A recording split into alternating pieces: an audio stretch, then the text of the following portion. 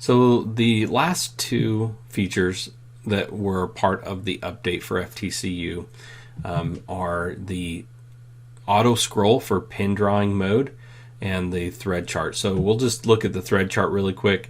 Basically, the orders changed, and so it is a little bit different. I don't feel like it's quite as uniform as it used to be, but one of the things that they did is they made sure that any colors that were maybe retired, or if they switched colors, that now this 360 colors are the current lineup for Floriani, which is important because you don't want to be utilizing a color that doesn't exist anymore.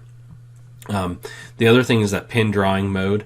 So if what this is in reference to is if I come up here and click on the line tool, you have three options here if you're an FTCU, and that's the line, the pin, and the Bezier.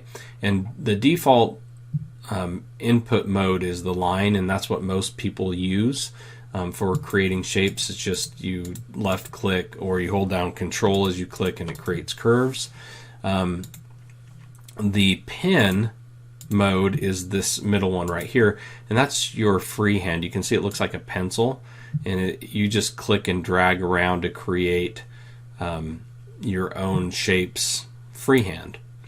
And so that is a feature that some people utilize. And so with this disabling the auto scroll for the pin drawing mode means that when you're using this pin tool, which again is this middle one here, that it's not going to automatically scroll for you. It'll disable that if you have auto scroll turned on.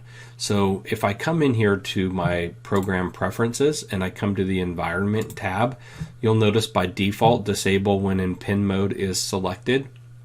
I don't have auto scrolling on. I actually use my arrows on my keyboard, but if you have it turned on, you'll see that if I click and I get close to the edge and I hold it, nothing happens. It's not going to automatically scroll. Now if I switch the mode here to a line tool, and I just go and I'm clicking when I get close to the edge here, and if I hold, it's going to automatically scroll a little bit. And it's just something you wouldn't want to use with the pin tool, because if it jumped over, then you're going to have a line you don't want. And so it is a nice little addition if you utilize the pin tool and if you use auto scroll. And so those are the last two features in the update.